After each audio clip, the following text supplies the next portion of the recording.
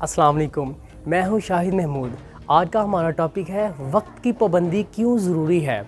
वक्त की पाबंदी हमारे लिए बहुत ही ज़्यादा ज़रूरी है क्योंकि इस पे अमल करके हम अपनी ज़िंदगी को बदल सकते हैं। दीन को ही देख लीजिए कि सुबह फजर की नमाज को हम ज़ोहर या इशा के वक्त नहीं पढ़ सकते। इसका मतलब है दीन भी हमें वक्त की पाबंदी सिखाता है। अल्लाह ताला की ज़ात को सबसे ज़्यादा महबूब अमल वक्त पे पड़ी हुई नमाज है। दिन और रात भी अपने वक्त मुकर्रर पे आ और जा रहे हैं।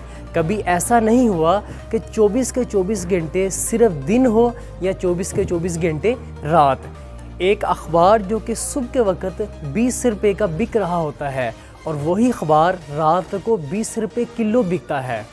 जो लोग पाकीज़ा ख़यालात और अच्छे अफ़कार के मालिक होते हैं वो ये कहते हैं अल वक्तु हुवल हयात, यानी वक्त ही ज़िंदगी है। रुपए पैसे छिन जाएं तो अल्लाह ताला इसके बाद इससे कई गुना ज़्यादा दे सकता है, यानी इसकी कमी पूरी हो सकती है। लेकिन अगर वक्त छिन जाए तो इसकी कमी पूरी होना नामुमकिन है। हाँ, अगर अल्लाह ताला चाहे तो ये मुमकिन है।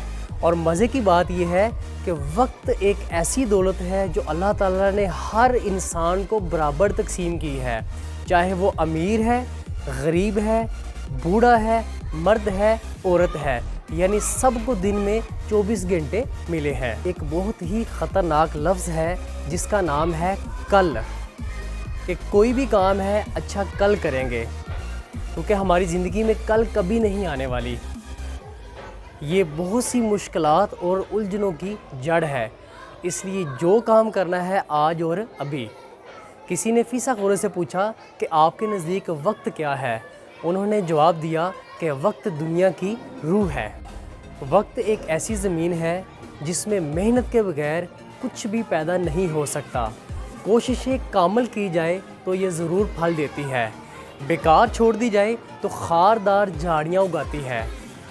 खामोशी से अपनी पहचान बनाते चलो, खामोशी से अपनी पहचान बनाते चलो, वक्त खुद ही तुम्हारा नाम बताएगा।